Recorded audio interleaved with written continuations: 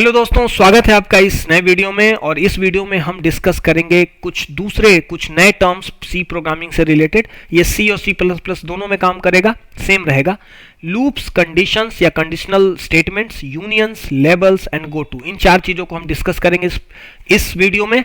और इन सब से क्वेश्चंस आ सकते हैं, तो आपको आसानी हो जाएगी। ये बहुत छोटे छोटे टॉपिक्स हैं, हम जल्दी से देख लेते हैं। देखो, आप यूनियन क्या होता है सी में, मैंने यहाँ एक प्रोग्राम ही लगा दिया है, बट इस प्रोग्राम को एक्सप्लेन करूं उससे पहले मैं आपको बता देता हूं। आपने स्ट्रक्ट पढ़ा था, राइट? स्ट्रक्चर का के लिए कीवर्ड था क्या? स्ट्रक्ट।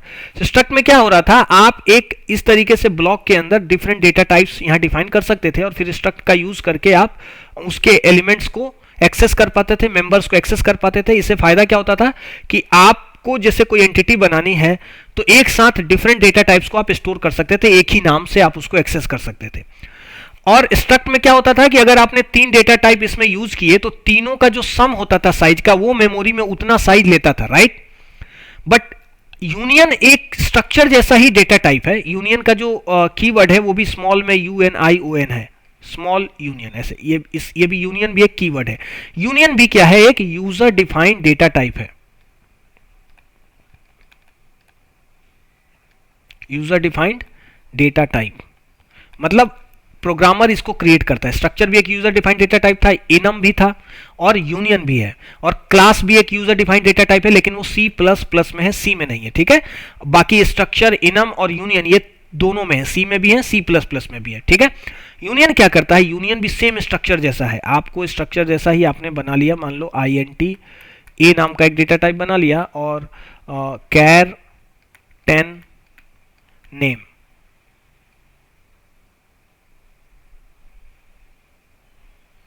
टाइप का एक दूसरा डेटा टाइप बना दिया। तो नेम में आप 10 कैरेक्टर का कुछ स्ट्रिंग यूज करने वाले हो, 9 कैरेक्टर एक्चुअली, 10वां तो नल कैरेक्टर के लिए यूज होगा। और ए इंटीजर में आप कोई वैल्यू स्टोर करने वाले हो। टोटल साइज, अगर ये स्ट्रक्चर होता तो टोटल साइज कितना होता? 14 बाइट्स, राइट? एक बाइट इसके लिए 10 बाइट और इसके लिए 4 बाइट। लेकिन यूनियन अगर आप इसको बनाओगे, यूनियन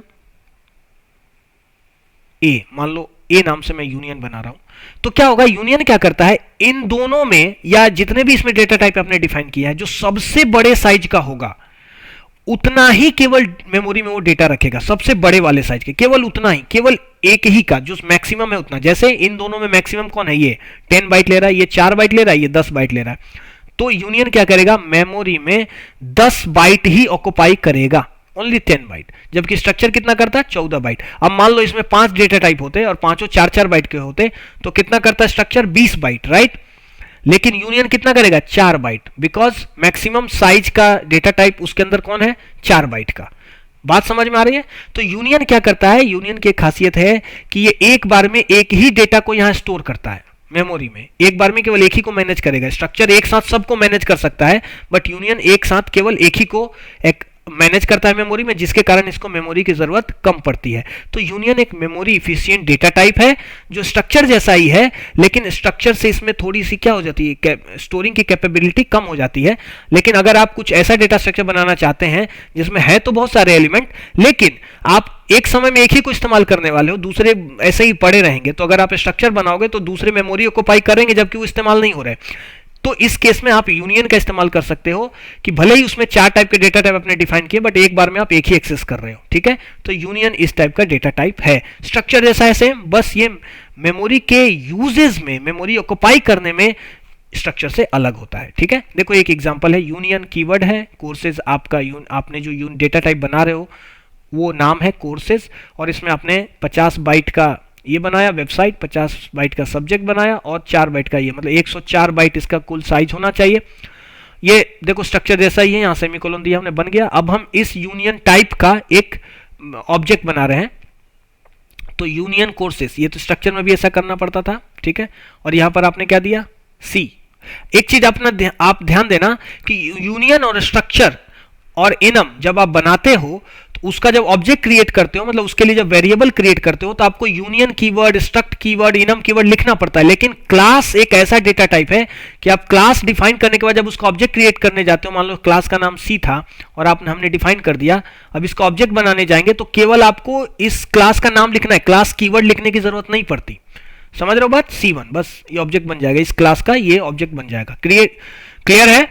तो ये थोड़ा सा फर्क है, इसको ध्यान रखना आप, ठीक है। और आप क्या कर रहे हो, सी डॉट वेबसाइट में आपने ये स्ट्रिंग कॉपी नाम का फंक्शन यूज कर रहे हैं हम, इस सी के इस वेबसाइट वाले करेंगे, हमने ये स्टोर कर दिया और आप इसको अब एक्सेस कर सकते हो। अब अगर आपने सब्जेक्ट स्टोर कर दिया तो आप केवल सब्जेक्ट ही एक्सेस कर पाओगे, पुराना ये वाला डेटा चला गया, वेबसाइट का डेटा खत्म हो गया होगा। जैसे ही आपने इसके सब्जेक्ट को प्रयोग करना शुरू किया, सब्जेक्ट वाले एलिमेंट को, ये वाला डेटा खत्म हो गया, मतलब वेबसाइट का डेटा नहीं रहेगा कुछ। उसी तरह आपने प्राइस में कुछ स्टोर कर दिया तो ये सब्जेक्ट वाला डेटा चला जाएगा, मतलब एक बार में आप एक ही चीज एक्सेस कर पाओगे। अब अगर आप प्रिंट करने इसके इस लाइन के बाद अगर आप प्रिंट करना चाहोगे सी डॉट वेबसाइट को, तो वो नहीं, आप उसमें डेटा होगा नहीं, कुछ भी गार्बेज वैल्यू दिखाएगा। क्लियर है बात, समझ गए? तो ये था यूनियन, ठीक है। नेक्स्ट हम देखते हैं लेबल्स क्या होते हैं। देखो सी में एक और तरीके का ब्लॉक यानी कि कोड ब्लॉक बना सकते हो, उसको कहते हैं लेबल्स। लेबल कैसे बनते हैं, आप अपने लेबल का नाम लिख सकते हो, जैसे सम नाम का एक मैंने लेबल बनाया, मतलब मैं यहाँ सम कर रहा हूँ तो ये ऐसे कोलोन लगा दूंगा, ठीक है, ये शायद मिक्स हो गया, SUM सम लिखा मैंने, कोलोन। अब इसके बाद मैं जितने लाइंस लिखूंगा ना इस लेबल के अंदर आ गया, मतलब मैंने इन सारे लाइंस को मैंने एक लेबल दे दिया। लेबल होता है ना, कोई आप कोई चीज लिखते हैं और उस पर एक कोई लेबल ऐसे चिपका देते हैं, तो ये जो ये लेबल है इस पूरा जो डॉक्यूमेंट है या जो भी चीज है वो इस लेबल से डिफाइन होने लगती है। जैसे कोई बॉटल है, उसके अंदर कुछ भरा है तो आप उसने उस पर एक लेबल चिपका दिया और लिख दिया कि ये है, इसमें तुलसी का रस है, तो अब ये बॉटल जो है वो तुलसी के रस को रिप्रेजेंट करने लगा, राइट। उसी तरीके से लेबल है, तो लेबलिंग आपने कर दी कोड, कुछ कोड्स की। अब आप इस लेवल पे डायरेक्टली जंप कर सकते हो, तो यहां से कोडिंग, यहां से एग्जीक्यूशन शुरू हो जाएगा इसके फर्स्ट लाइन से। और इस पर जंप करने के लिए प्रोग्राम में आप कहीं भी एग्जीक्यूशन कर रहे हैं, आपको इस वाले पार्ट पर जाना है, तो आप क्या करोगे, डायरेक्ट यहां जंप कर सकते हो। कैसे? गो टू स्टेटमेंट का यूज करके, गो टू सम। आपने ये लिखा, ये गो टू हमेशा एक लेवल को लेता है, आपका जो कंपाइलर है तुरंत इसको लेके चला जाएगा सम लेवल पर और यहां से एग्जीक्यूशन शुरू हो जाएगा। क्लियर है? तो गो टू लेवल के साथ ही प्रयोग किया जाता है। आप पहले लेवल डिफाइन करते हैं, फिर उस लेवल पे आप गो टू के माध्यम से जंप कर सकते हैं, जंप डायरेक्टली वहां जा सकते हैं। जैसे ये मेन फंक्शन है, एक इंटीजर वेरिएबल बनाया हमने, 0 स्टोर कर दिया, ये स्टार्ट नाम का लेवल बनाया, देखो लेवल क्रिएट किया, इस लेवल के अंदर ये प्रिंट एफ ये हम कर रहे हैं, एक्स को इंक्रीमेंट कर रहे हैं, प्रिंट कर रहे हैं। इसी के अंदर है इफ एक्स, अगर एक्स 5 से छोटा है तो गो टू स्टार्ट, तो ये चेक करेंगे क्या एक्स की वैल्यू 5 से छोटी है, तो ये स्टार्ट यहां चला जाएगा, फिर से इसको एग्जीक्यूट करने लगेगा। समझ गए बात? तो ये प्रोग्राम तब तक चलता रहेगा जब तक एक्स की वैल्यू 5 से कम रहेगी। जैसे ही एक्स की वैल्यू 5 से ज्यादा हुई, ये गो टू स्टेटमेंट एग्जीक्यूट नहीं होगा और यहां पर डन पे आ जाएंगे हम और रिटर्न हो जाएगा। क्लियर है बात? तो गो टू लेवल, ये दो चीजें आप ध्यान रखना, इससे कई बार क्वेश्चन आ जाए, तो ये बहुत छोटा कॉन्सेप्ट है और आप बस देख भर लेने से इसमें काम हो जाता है, ठीक है। नेक्स्ट टॉपिक हम देख रहे हैं कि इनपुट सी प्रोग्राम में हम कैसे लेते हैं। देखो मैं इनपुट्स के बारे में, इनपुट लेने के बारे में स्कैनएफ का डिस्कशन ऑलरेडी कर चुका हूं। तो इनपुट लेने के सी में इतने सारे फंक्शंस अवेलेबल हैं, आप इन सब पर एक नजर मार लीजिए, ठीक है।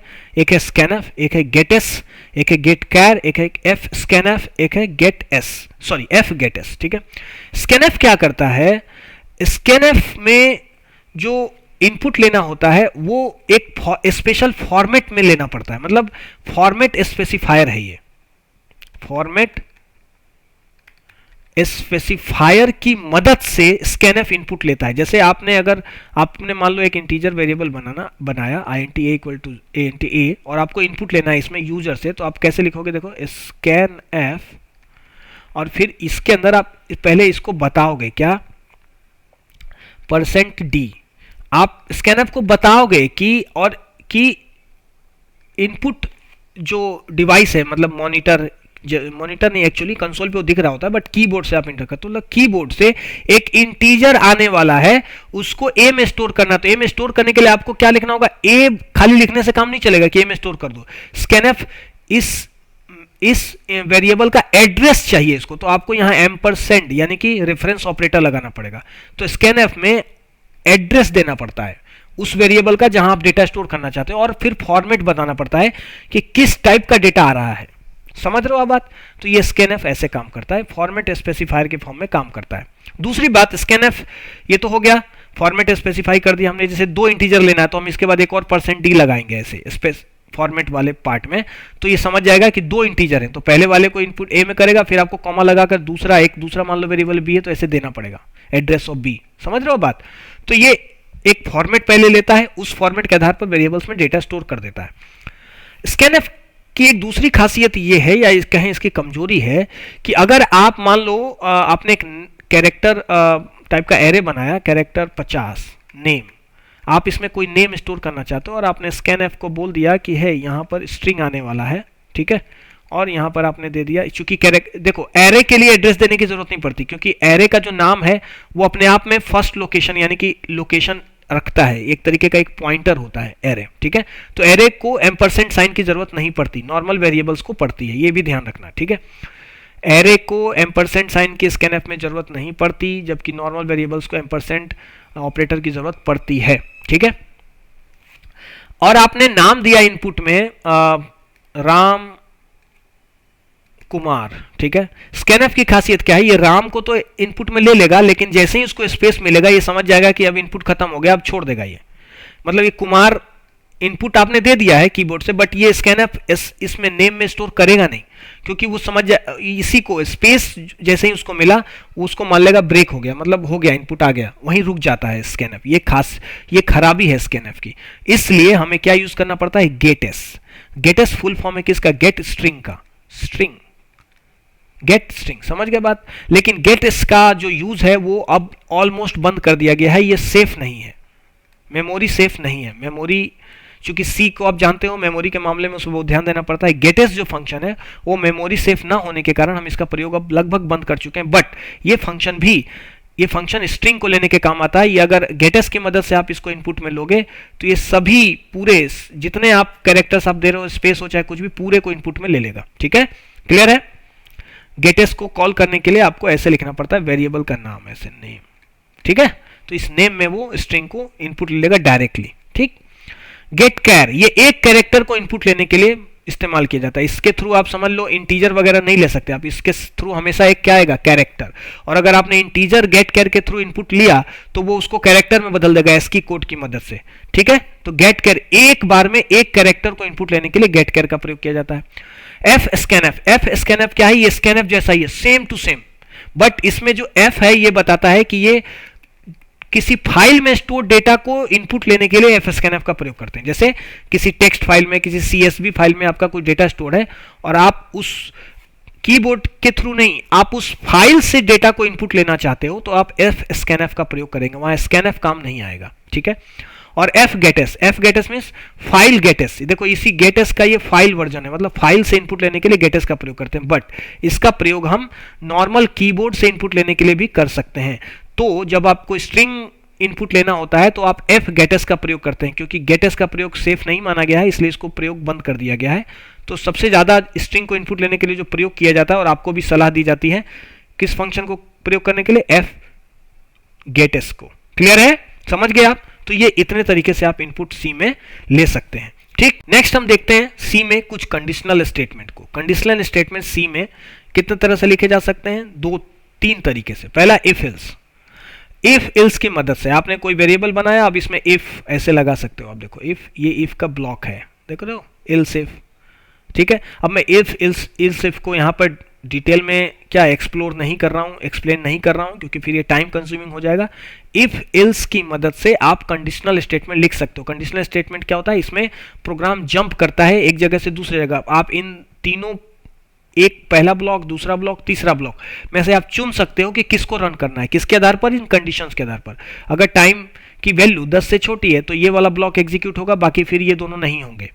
अगर टाइम की वैल्यू 10 से छोटी नहीं है बट 20 से छोटी है, 10 और 20 के बीच में है, तो ये वाला ब्लॉक एग्जीक्यूट होगा, ये और ये नहीं होगा। और अगर ये दोनों ही फेल हो गए, 20 से भी छोटी नहीं है, तो ये ब्लॉक एग्जीक्यूट होगा, ये नहीं होगा। तो इफ इल्स इफ में खासियत क्या होती है, केवल एक ही ब्लॉक एक टाइम में एग्जीक्यूट होता है, बाकी सब इग्नोर हो जाते हैं, ठीक है, कंडीशनल स्टेटमेंट, ठीक है। उसके बाद एक दूसरा कंडीशनल स्टेटमेंट है स्विच की मदद से भी आप कंडीशनल स्टेटमेंट लिख सकते हो। कंडीशनल स्टेटमेंट का मतलब होता है कंडीशन के आधार पर एग्जीक्यूशन, ठीक है। तो स्विच स्टेटमेंट कैसे काम करता है, इसमें आप एक इंटीजर या कैरेक्टर वेरिएबल ले सकते हो, इंटीजर या कैरेक्टर, या कई बार स्ट्रिंग भी लिया जाता है, ठीक है। बस फ्लोट नहीं ले सकते, ध्यान रखना, फ्लोट, डबल इसमें यूज नहीं किया जा सकता। इसमें इंटीजर, कैर और स्ट्रिंग, यही 3 यूज किए जा सकते हैं। उस वेरिएबल में कुछ आपने स्टोर किया, स्विच के अंदर उस वेरिएबल को लिया, अब आप यहां तमाम कंडीशन लगा रहे हो। केस 1, अगर इस डे की वैल्यू 1 होगी तो ये पार्ट एग्जीक्यूट होगा। देखो यहां ब्रेक स्टेटमेंट यूज किया गया है ताकि ये एग्जीक्यूट होने के बाद यहीं पर प्रोग्राम रुक जाए, समझ रहे हो बात? अगर ये ब्रेक नहीं रहेगा तो ये सारे के सारे एग्जीक्यूट होंगे फिर। क्लियर है? उसी तरह अगर केस 2 है तो ये एग्जीक्यूट होगा, अगर केस 3 है मतलब डे में 3 स्टोर्ड है तो ये एग्जीक्यूट होगा। देखो एक तरीके से हम वीक डे को प्रिंट करने के लिए प्रोग्राम लिख रहे हैं। अगर चौथा डे है तो थर्सडे प्रिंट होगा, अगर इसमें 5 रहता तो 5वां डे फ्राइडे प्रिंट होगा। ठीक है? क्लियर है? तो ये था स्विच कंडीशनल स्टेटमेंट के लिए। एक और कंडीशनल स्टेटमेंट लिखने का तरीका है टर्नरी ऑपरेटर। टर्नरी ऑपरेटर ऐसे लिखा जाता है, देखो क्वेश्चन मार्क और ये कोलोन। ठीक है? कई बार पूछ दिया जाता है कि ये कौन सा ऑपरेटर है। ये इफ एल्स लिखने का एक शॉर्टकट तरीका है। कैसे? मान लो टाइम में 20 स्टोर है तो अपन ने देखो एक कंडीशन लिखा, यहां पर इफ नहीं है, ध्यान रखना। ये ब्रैकेट के अंदर हमने लिखा टाइम इज लेस देन 18, तो हम पूछ रहे हैं इज टाइम लेस देन 18। अगर ये ट्रू आया, ये क्वेश्चन मार्क है ना, क्वेश्चन मार्क पूछ रहा है कि क्या ये ट्रू है। अगर ट्रू है तो ये वाला पार्ट एग्जीक्यूट होगा, कोलोन इस क्वेश्चन मार्क से कोलोन तक का पार्ट। अगर ये फॉल्स है तो कोलोन के बाद और सेमी कोलोन के अंदर ये वाला पार्ट एग्जीक्यूट होगा। समझ गए बात? मतलब ये इफ एल्स को लिखने का शॉर्ट तरीका है। अगर ट्रू है तो ये वाला पार्ट, अगर फॉल्स है तो ये वाला पार्ट। ठीक है? और यहां पर कंडीशन। क्लियर है बात? तो इसको कहते हैं टर्नरी ऑपरेटर। क्लियर है बात? तो ये इसको आप दिमाग में रखना, कई बार क्वेश्चन पूछ दिया जाता है। अब हम देखते हैं लूपिंग स्टेटमेंट। लूपिंग मतलब एक ही काम, एक ही कोड को बार बार एग्जीक्यूट करने को लूपिंग कहते हैं। इसको रिपीटिंग स्टेटमेंट भी कहते हैं। रिपीटिंग, आप क्या करते हो? रिपीट कर रहे हो, एक ही कोड को बार बार एग्जीक्यूट कर रहे हो तो उसको रिपीटिंग भी या लूपिंग भी कहते हैं। प्रोग्रामिंग के टर्म में ज्यादातर लूपिंग वर्ड यूज किया जाता है। तो 3 तरीके से लूप आप लिख सकते हैं सी में। एक वाइल का यूज करके, इसको कहते हैं वाइल लूप। एक डू वाइल का यूज करके, इसको कहते हैं डू वाइल लूप। और एक फॉर का यूज करके, इसको कहते हैं फॉर लूप। तो वाइल का प्रयोग कैसे करते हैं? इसमें एक वेरिएबल बनाते हैं, इसको कहते हैं कंडीशनल वेरिएबल, और इस पर एक कंडीशन लगाते हैं वाइल में। देखो वाइल, डू वाइल और फॉर तीनों कीवर्ड है। ठीक है? वहां पर इफ एल्स भी कीवर्ड था। ठीक है? ये स्विच भी एक कीवर्ड है, स्विच एक कीवर्ड है। ठीक है? वाइल कैसे लिखते हैं? वाइल वेरिएबल लेस देन 5, जब तक आई की वैल्यू 5 से छोटी रहेगी तब तक ये ब्लॉक रन होता रहेगा, ये बार बार रन होगा। ठीक है? तो अगर इस प्रोग्राम को रन करेंगे तो क्या होगा? देखो आई की वैल्यू कितनी है? 0। चेक हुआ क्या 0 5 से छोटा है? हाँ है, तो यहाँ गया 0 प्रिंट हुआ। और आई की वैल्यू इंक्रीमेंट होगा, आई की वैल्यू कितनी हो गई? 1। फिर से गया, फिर से यहाँ के बाद फिर यहाँ चला जाएगा कंडीशन पे, चेक होगा 1 5 से छोटा है, हाँ है, तो 1 प्रिंट हो जाएगा। आई की वैल्यू हो गई 2, फिर ये जाएगा यहाँ पर 2 5 से छोटा है, हाँ है, प्रिंट। फिर 3 हो गया, आई की वैल्यू चेक होगा 3 5 से छोटा है, हाँ है, प्रिंट। फिर 4 हो गया, फिर जाके चेक होगा 4 5 से छोटा है, हाँ है, 4 प्रिंट होगा। फिर 5 हो गया आई की वैल्यू, अब जाकर चेक होगा क्या 5 5 से छोटा है, 5 5 से छोटा है, नहीं, फॉल्स। तो बस कोड यहाँ से आगे आ जाएगा, मतलब इसके बाहर आ जाएगा। समझ गए? इतना प्रिंट करेगा व्हाइल लूप। क्लियर है? इस तरीके से व्हाइल लूप काम करता है। तो मान लो आई की वैल्यू में शुरू में ही 6 कर देता या 5 कर देता तो ये जो व्हाइल लूप है एक बार भी रन नहीं होता ना, क्योंकि ये कंडीशन फॉल्स हो जाती, 6 5 से छोटा नहीं है। तो डू वाइल क्या है? इसी प्रॉब्लम का सॉल्यूशन है। अगर आप चाहते हो कि आपका व्हाइल लूप एटलीस्ट एक बार रन हो, भले ही कंडीशन ट्रू हो फॉल्स हो, एक बार तो रन होना ही चाहिए, उस केस में आप डू वाइल का प्रयोग करते हैं। इसमें क्या किया जाता है? इसमें वाइल को बाद में लिखा जाता है, उसके पहले एक डू कीवर्ड का यूज करके ये ब्लॉक लिख दिया जाता है। जो प्रोग्राम, जिस पार्ट को आपको बार बार रन करना है उसको डू के साथ लिखा जाता है, और डू के इस ब्लॉक बंद होने के बाद वाइल वाली कंडीशन वाली लाइन लिखी जाती है, ये वाली। अब देखो आई की वैल्यू अगर 6 भी हो जाए तो पहले तो ये रन हो जाएगा, क्योंकि यहां कोई कंडीशन चेक नहीं हो रहा, पहले ये रन हो जाएगा, फिर जाकर चेक होगा कि क्या आई की वैल्यू 5 से कम है। समझ रहे हो बात? तो एक बार तो रन होगा ही। तो वाइल और डू वाइल में फर्क इतना ही है बस कि वाइल हो सकता है एक बार भी रन ना हो, लेकिन डू एक बार तो रन होगा, इसकी गारंटी है। ठीक है? फॉर लूप में ये कंडीशनल वेरिएबल का इंक्रीमेंट होना, देखो अगर ये कंडीशनल वेरिएबल इंक्रीमेंट ही ना हो, आई की वैल्यू हमेशा 0 रहे, तो ये इनफाइनाइट तक चलेगा, 0 0 0 0 प्रिंट करता रहेगा। इसको कहते हैं इनफाइनाइट लूप। ठीक है? यानी कि आपका जो कंडीशन है वो कभी फॉल्स ही नहीं हो रहा है। ऐसे लूप को क्या कहते हैं? इनफाइनाइट लूप, और इसको अवॉइड किया जाता है। आप जब प्रोग्राम करें तो इनफाइनाइट लूप न लिखें। तो फॉर लूप में क्या किया जाता है? वेरिएबल का इनिशियलाइजेशन, वेरिएबल का कंडीशन और वेरिएबल में चेंजेस, इंक्रीमेंट डिक्रीमेंट, ये सब एक साथ लिख दिया जाता है। तो आई की वैल्यू देखो, यहां पर हमने आई की वैल्यू यहां इनिशियलाइज की थी, यहां कंडीशन किया था और यहां इंक्रीमेंट कर रहे थे। 3 जगह 3 काम हो रहे थे, तीनों के लिए अलग अलग हमने लाइन लिखा। बट फॉर में क्या होता है? तीनों चीजें एक साथ लिख दी जाती हैं। पहले हमने आई की वैल्यू या वेरिएबल की वैल्यू क्या की? इनिशियलाइज की और सेमीकोलन, फिर हमने ये कंडीशन लगाया जो बार बार चेक होगा, ठीक है, और उसके बाद हर बार आई की वैल्यू बढ़ती जाएगी। तो ये लूप कैसे करेगा, आई की वैल्यू 0 से शुरू होगी, एक ही बार ये वाला पार्ट एक ही बार रन होगा बस, उसके बाद बाकी ये दोनों ही रन होते रहेंगे। आई की वैल्यू 0 से शुरू हुई, कंडीशन चेक हुआ, क्या 0 5 से छोटा है, हाँ है, यहाँ गया, अभी ये रन नहीं होगा, पहले ये दोनों रन होंगे, दो पार्ट। आई की वैल्यू छोटी है 5 से, मतलब 0 5 से छोटा है, हाँ है, आई की वैल्यू प्रिंट हो गई 0। अब जब ये प्रिंट हो गया तो यहां जब यहां आ जाएगा फ्लो, यहां जाने से पहले ये वाला लाइन, ये वाला पार्ट एग्जीक्यूट होगा, आई की वैल्यू हो गई 1। अब चेक होगा क्या 1 5, अब ये रन नहीं होगा, ये केवल पहली बार ही रन हो रहा था, अब केवल ये और ये रन होंगे, है ना, ये बढ़ता जाएगा, मतलब ऐसा ही काम होगा, बस ये बढ़ता जाएगा, ठीक है। जैसे ही कंडीशन फॉल्स हुआ फॉर लूप बंद हो जाएगा। तो ये था व्हाइल लूप, डू व्हाइल और फॉर लूप। जंप स्टेटमेंट को देख लो आप। व्हाइल लूप, जैसे स्विच में आपने एक ब्रेक स्टेटमेंट देखा था, याद है, ब्रेक स्टेटमेंट नाम से ही पता चल रहा है, ब्रेक लगा देना, किसी चल रहे प्रोसेस को रोक देना, ठीक है। तो सी में दो जंप स्टेटमेंट यूज होते हैं, ब्रेक और कंटिन्यू, ज्यादातर खासकर लूप में, है ना।